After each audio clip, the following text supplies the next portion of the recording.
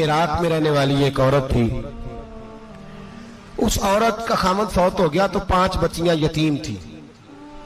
वो इराक से चली और जनाब उमर बिन अब्दुल अजीज के पास आई कि आप मेरी बच्चियों का वजीफा लगा दें। वो कहती है जब मैं पहुंची ना, यहां तो अब तो इस्तकबाल, आना जाना बड़े मामलात है। अब तो बच्ची की बारात आए और 5, 7, 10, 20 लोग दरवाजे पे खड़े ना हो तो बारात नाराज हो जाती है। कहते हमारा इस्तकबाल ही किसी ने नहीं किया। तो इस्तकबाल तो अब इस तरह है जिस तरह नशा नहीं होता, ये इस्तकबाल की हालत है, अमीरों से लेके गरीबों तक। मुझे पूछा ही नहीं किसी ने, कुर्सी नहीं दी, आगे नहीं बिठाया, ये वाला मामला है। और मैं मेरी तरह के लोग, नेक लोगों की बात नहीं करता। अब तो हम देखते हैं फुला मौलाना का इस्तकबाल हो रहा है, फुला के लिए लोग खड़े हो रहे हैं, नारे लग रहे हैं। और अब तो मैं देखता हूं ऐसे ऐसे हाथ लहराते हैं सूफी और दरवेश कहलाने वाले, जैसे सियासी लीडर लहराया करते हैं। ये क्या तरीका हुआ? ये कौन सा तर्ज जिंदगी? मेरे नबी पाक सल्लल्लाहु अलैहि वसल्लम ने फरमाया जो ख्वाहिश करे कि मैं आऊं और लोग खड़े हों वो तो जहन्नमी है, तो दोज़खी है। सारे वही तरीके हम इख्तियार करते जा रहे हैं, वही प्रोटोकॉल है हर जगह। वो लोग जिनके दरवाजे खुले होने चाहिए थे वहां भी हर वक्त के लिए मामला तय हो गए। याद रखें मेरे नबी पाक अलैहिस्सलातु वस्सलाम ने जो तालीमात दी, हजरत उमर बिन अब्दुल अजीज रहमतुल्लाह ताला अलैह।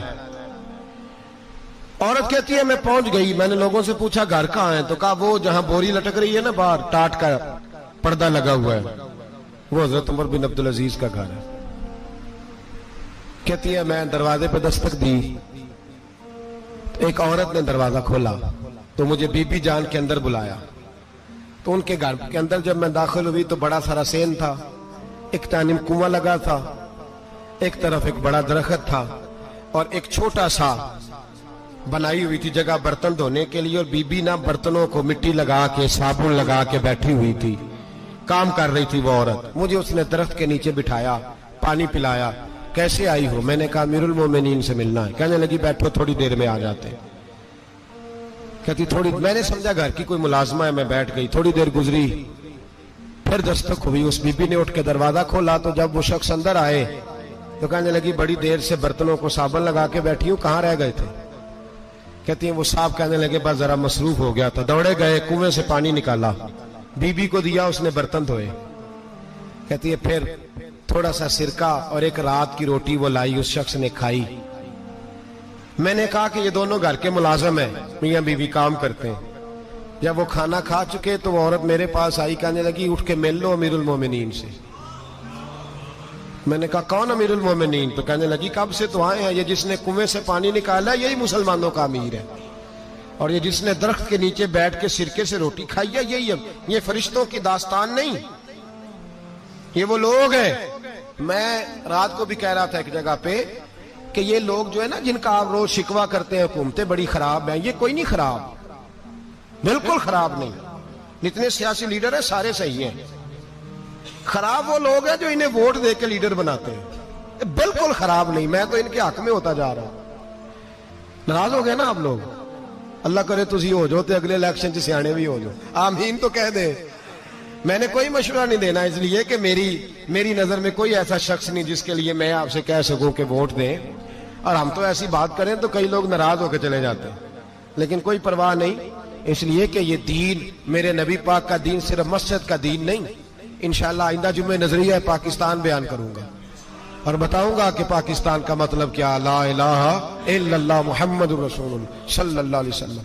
हुजूर का जो कुरान नाफज होगा मस्जिद में, वो कुरान कचहरी में भी नाफज होगा इंशाअल्लाह। और वो कुरान नाफज होने आया है, असेंबलियों में वही कुरान नाफज होगा इंशाअल्लाह। और यही चिराग जलेगा तो रोशनी होगी। बयान करेंगे और डट के बयान करेंगे, आपको बताएंगे।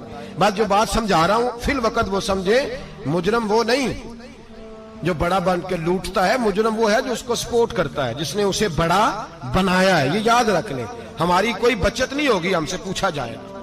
हम सारे कचहरी में खड़े होंगे, अल्लाह सवाल करेगा कि तुम बताओ तुम इनके मददगार क्यों बने थे, तुम सपोर्ट क्यों करते थे, ये पूछा जाएगा और हमने जवाब देना है।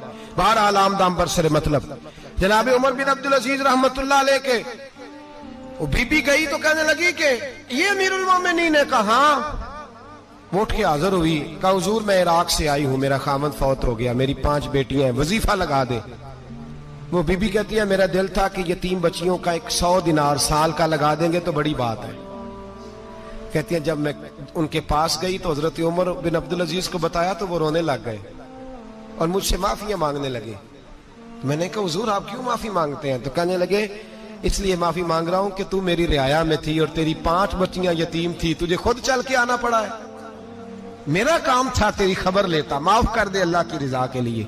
उन्होंने वजीफा लिखना शुरू किया तो मेरी एक बच्ची का 1000 दिनार साल का लिखा। मैंने कहा अल्लाह तेरा शुक्र है।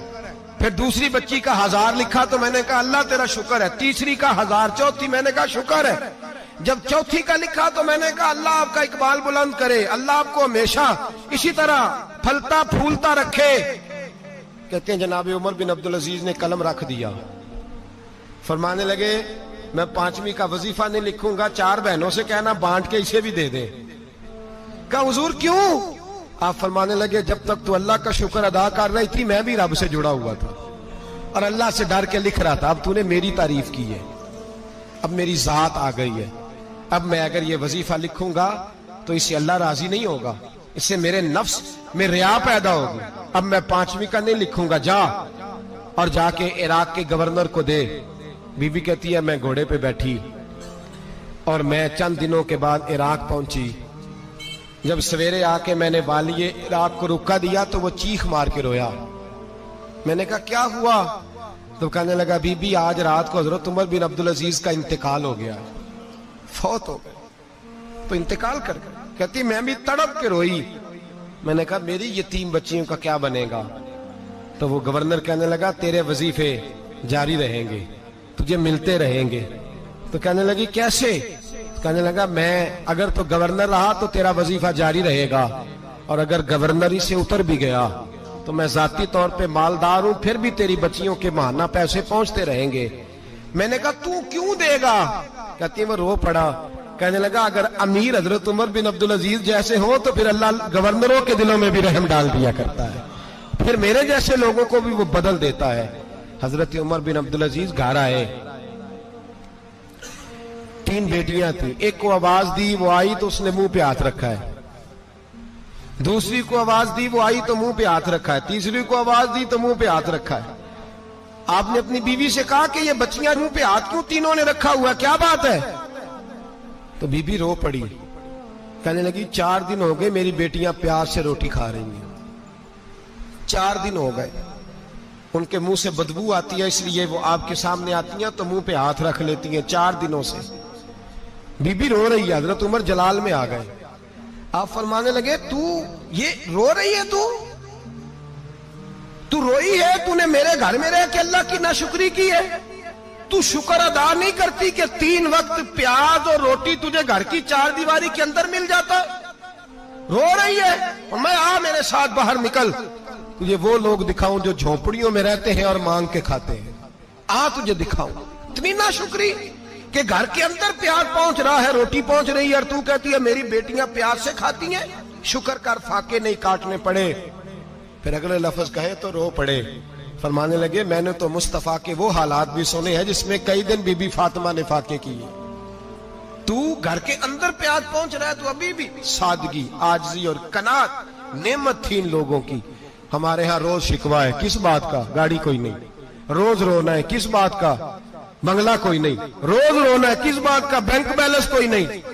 10 जोड़े क्यों नहीं ईद पे आए?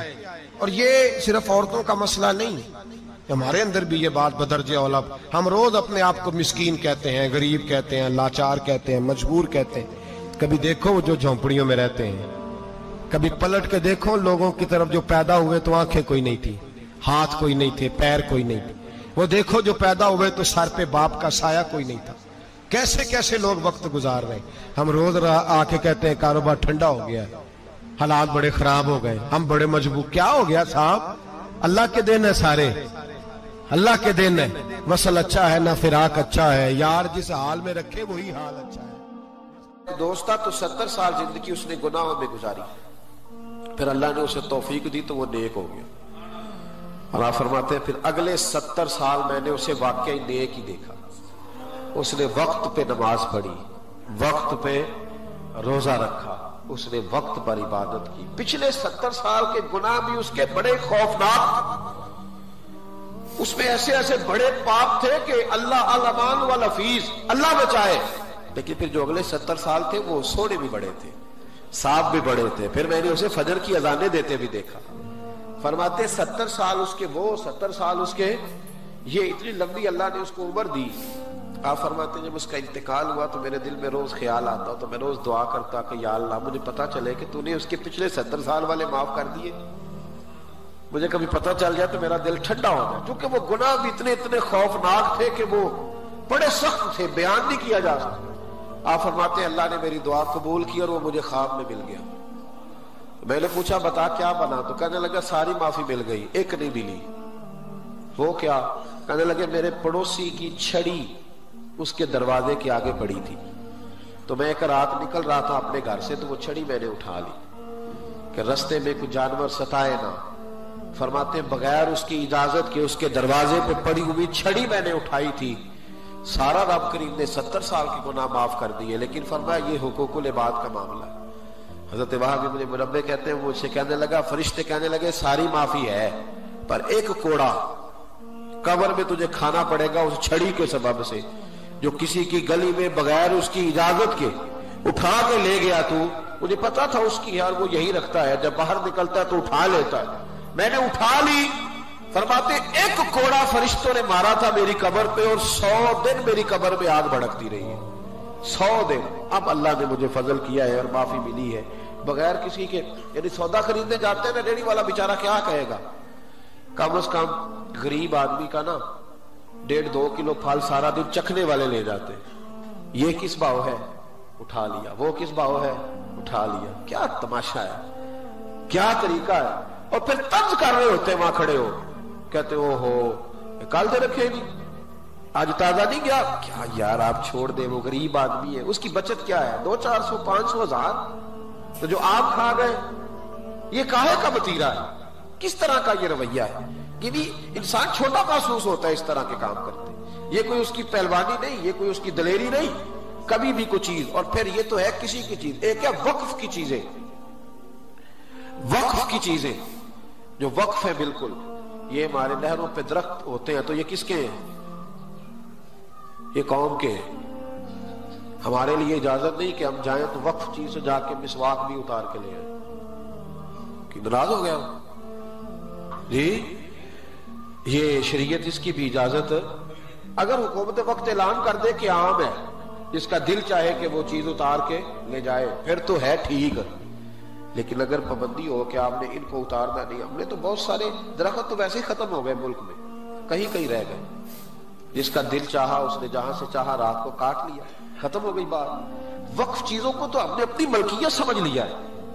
मस्जिद की चीज भी अगर बेची जाएगी तो एक आदमी को इख्तियार नहीं है, वो कम से कम 3 लोग बैठेंगे, 2 तो शरी गवाह है और तीसरा वो जो खरीदेगा। तो वो अपनी रजामंदी से, यानी कुछ चीज इजाफी हो गई, बड़ा एसी आ गया तो छोटा एसी बेचना है, तब उसमें भी कम से कम 2-3 लोगों की राय का होना जरूरी है। ऐसे ही किसी आम आदमी को ये काम करने की इजाजत है।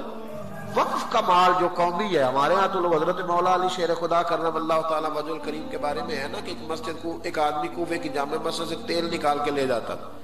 लोग तेल रख के जाते थे क्योंकि बड़े बड़े चिराग मस्जिदों में जलते थे। तो जो लोग जिस तरह आज लोग मस्जिदों में गले लगे होते, पैसे डाल जाते, उस वक्त तेल डाल के जाते। वो तेल निकाल के ले जाता तो दलील बड़ी तगड़ी देता था। बंदे कहते हो तेल की मस्जिद से निकालता है, तो कहता है घर भी अल्लाह का, बंदा भी अल्लाह का, तुम कौन होते हो पूछने वाले? तो अब बड़ी पक्की दलील है ना जी। वो नेक रूए थी, ताबी सहाबी लोग थे, वो चुप कर जाते। किसी ने हजरत अली से कहा हुजूर ये दलील देता है, फरमाने लगे अब आया तो मुझे बताना। तो वो आया तो हजरत अली को बताया कि हुजूर आया है। मैं बाहर निकला तो आपने पकड़ के सुतून से बांध लिया, दोनों हाथ। शेर खुदा थे ना, और इल्म के शहर के दरवाजे थे मौला कायनात। हाथ में दुर्रा पकड़ा और 3-4 मारे तो कहने लगे ये क्या कर रहे हो? फरमाने लगे बंदा भी अल्लाह का, दुर्रा भी अल्लाह का बनाया हुआ। तो आप जरा अल्लाह का बंदा थोड़ी मार खाए ना, तो कहने लगा हुजूर माफ कर दे, मुझे क्या खबर थी कि अली से ही मुलाकात हो जाएगी, अब नहीं करूंगा।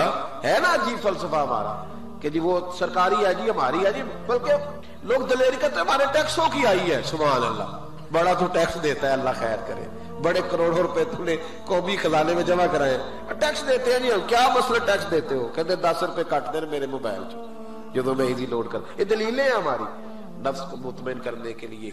ये कौम का, मुल्क का, मिल्लत का माल, कभी भी इसको जाती ना समझो, थोड़ा ख्याल करें, थोड़ा एहतियात करें।